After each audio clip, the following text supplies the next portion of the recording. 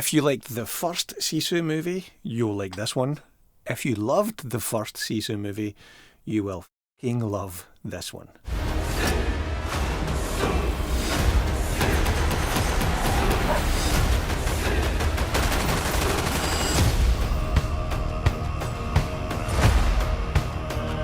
Picking up a couple of years after the events of the first movie, SISU Road To Revenge is once again written and directed by Jalmari Helander and starring Jorma Tomila as our stoic, silent Atami, aka the Immortal. As with the first movie, this one opens with a bit of history, a bit of narration. There's a bit of a geography lesson and a history lesson about the Finnish and Soviet border in the immediate aftermath of World War II. Many families were displaced and had to leave their homes after the border redrawing, and our hero, Atami, decides to head back to his family home so he can literally reclaim the wood, and transport it back across the border and rebuild it where his new land is. All is well, that is, until Big Bad Stephen Lang shows up, and for reasons that I won't go into for spoilers, he is hot on the tail of our hero. And off we go. That pretty much covers the plot of SISU 2, Road to Revenge.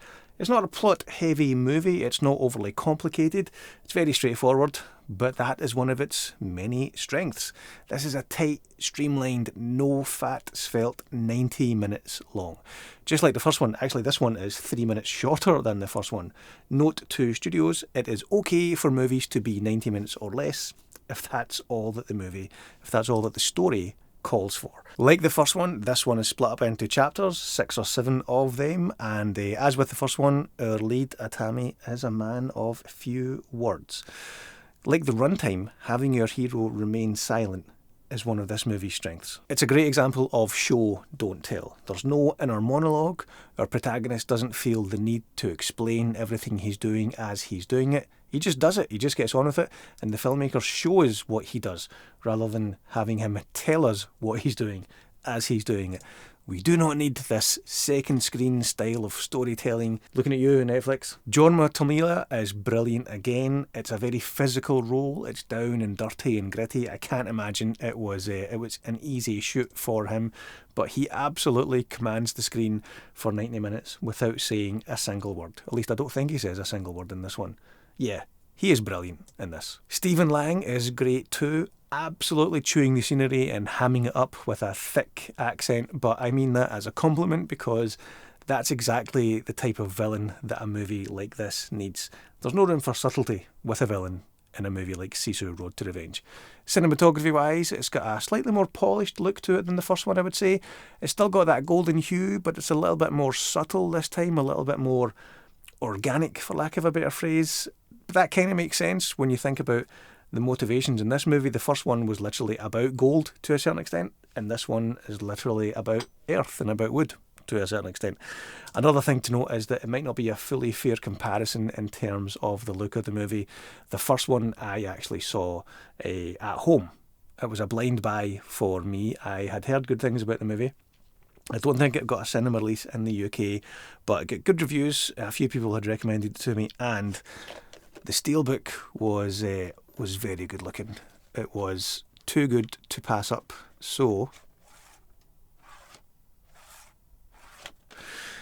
I did something I rarely do. I did a blind buy of a movie. I bought the steelbook without having seen the movie, and I'm very glad that I did, because not only is it a good movie, but as I said, it's a damn fine looking steelbook as well. It might be a pulpy, ultra-violent B-movie inspired revenge flick, but it's a very good pulpy, ultra-violent B-movie inspired revenge flick. John Wick meets Mad Max Fury Road with a dash of Die Hard and a sprinkling of Snowpiercer. If that sounds like something you'd enjoy, then you'll enjoy this movie. It's gloriously violent. I'm surprised it was actually just a 15 age rating in the UK and not an 18. It's definitely pushing the boundaries of what a 15 can do, I would reckon. As I said in the opening, if you liked the first SISU, you will like this one. If you loved the first SISU, you will fucking love this one. 8 out of 10 for SISU Road to Revenge. The director is apparently going to be helming the next RAMBO movie, which is a prequel set in Vietnam, I believe. On the one hand, when I heard this news that they were making a prequel for RAMBO, I was a little bit like, we don't really need that. But now that I know or now that I've heard the SISU director is calling the shots, and it's made by RAMBO, the Russo brothers production studio. As Leo said, now you have my attention. Now you have my attention. That's us, folks. Thanks for watching, and I'll catch you in the next video.